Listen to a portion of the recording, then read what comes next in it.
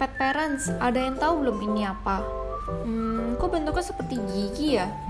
Oh, jadi ternyata ini adalah sisir pijat untuk anabul kesayangan kita dari Pets. Modelnya memang sengaja dibuat seperti gigi agar anabul merasa nyaman ketika sedang disisir bulunya.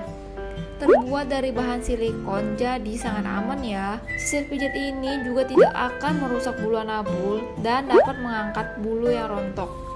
Selain itu, sisir ini juga mudah dibawa karena ukurannya yang kompak dan mudah dibersihkan loh.